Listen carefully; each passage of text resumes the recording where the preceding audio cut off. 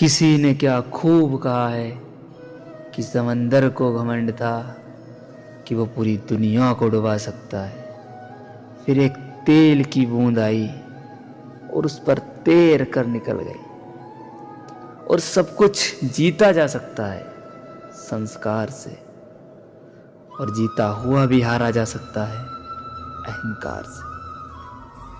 फिर किस बात पर हम सब इतने घमंडी, इतने अभिमानी हैं, बनकर मिट जाने की हम सब एक छोटी सी कहानी है।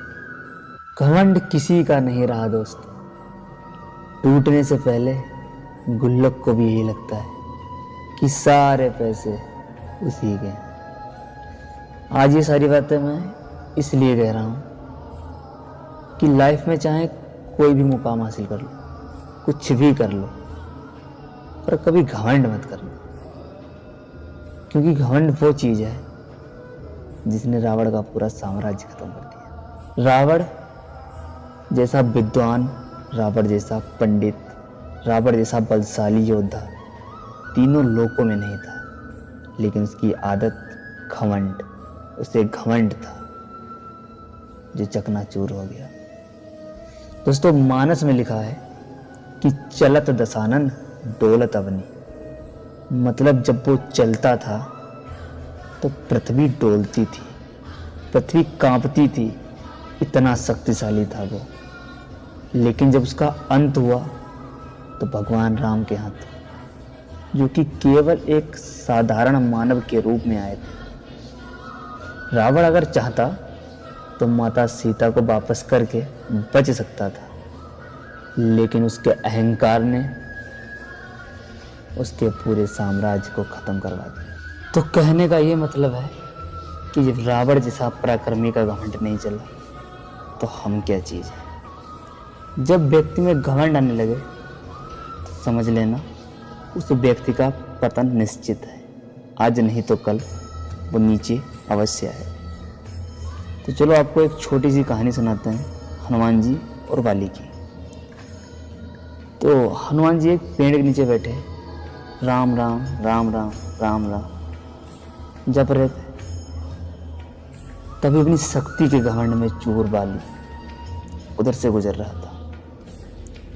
दोस्तों, बाली को एक वरदान प्राप्त था कि उससे जो कोई भी युद्ध करेगा उसकी आधी शक्ति बाली के अंदर चली जाएगी। तो उसे इसी बात का घमंड था कि सबसे बलशाली है वो, सबसे पराक्रमी है वो, सबसे ताकतवर है वो। इसी घमंड में वो चूर रहता था। वो अपने घमंड में इतना चूर था कि जो रास्ते में उसके वृक्ष पड़ते थे, पेड़ पड़ते थे, वो उन्हें जड़ से उखाड़ कर फेंक देता था। तो उधर से गुजर रहा था, हनुमान जी वहीं किसी वृक्ष के नीचे बैठे राम नाम का जप कर रहे थे। तो जब वो उधर से गुजरा तो उसने हनुमान जी को देखा और वहां खड़े होकर बोला कि कोई है जो मेरे से युद्ध कर सकता है। उसने ये बात एक बार नहीं कई बार बोली, जिसके बाद हनुमान जी के ध्यान में बाधा पड़ने लगी।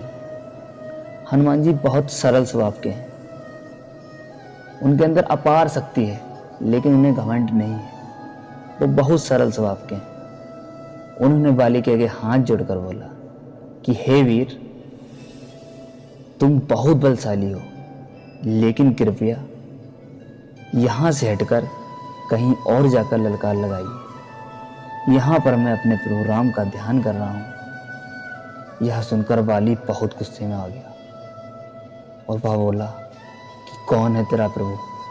अगर हिम्मत है तो मुझसे युद्ध के लिए बुला। यह सुनकर हनुमान जी को भी क्रोध आ गया और वह बोले, ए मूर्ख, तू मेरे प्रभु राम से क्या लड़ेगा?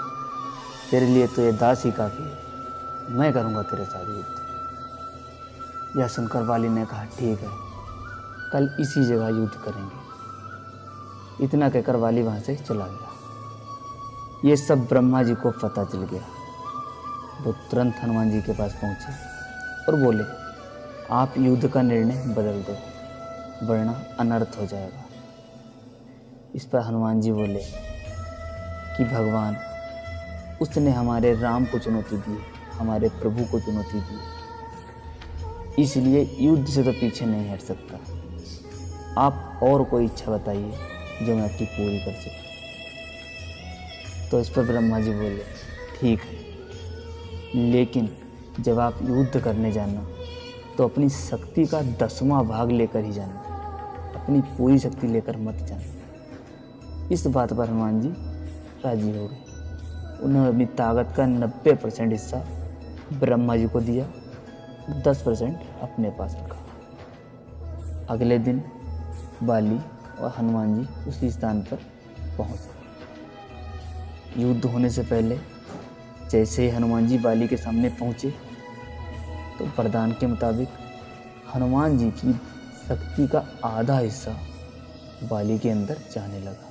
लेकिन जब शक्ति बाली के अंदर जाने लगी तो उसे अपने शरीर में अपार शक्ति का एहसास हुआ, मानो उसका शरीर फटने वाला हो। उसे बहुत तेज से बेचैनी होने लगी।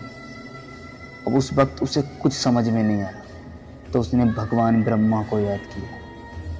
ब्रह्मा जी उसी वक्त प्रकट हुए और उसकी हालत देखकर बोले कि जितनी जल्दी हो सके उतनी दूर चले जाओ हनुमान से, जितनी जल्दी हो सके। बाली तुरंत वहां से भाग निकला और उसका घमंड चकनाचूर हो गया। हनुमान जी ने बिना लड़े ही उसका घमंड तोड़ दिया। सोचिए, हनुमान जी मात्र 10वां हिस्सा लेकर गए थे अपनी शक्ति का और उसे भी बाली झेल नहीं पाया। और अगर वह पूरी शक्ति से चले जाते तो बाली का वहीं पर अंत हो जाता। इसीलिए दोस्तों, कभी भी कुछ भी हो जाए घमंड मत करो, क्योंकि घमंड किस बात का। जनाब, मंजिल तो हमारी सबकी एक ही है, शमशान। इंसान जीते जी अपने ऊपर इतना घमंड क्यों करता है? आपको दुनिया में लाने वाला कोई और, आपको आपका नाम देने वाला कोई और, आपको ज्ञान देने वाला कोई और, आपको शिक्षा देने वाला कोई और, आपको चलना सिखाने वाला कोई और। आपको नौकरी किसी और ने दी, आपको इज्जत कोई और दे रहा है। आपको पहली बार जीवन में नहलाया किसी और ने और अंतिम स्नान भी कोई और ही कराएगा। जब आप दुनिया से जाएंगे तो भी किसी और के कंधों पर ही जाएंगे और पूरी जिंदगी जो कमाया है वो भी कोई और ही लेके जाएगा। और फिर भी इंसान इतना घमंड दिखाता है। बात सोचने वाली है, सोचिएगा जरूर।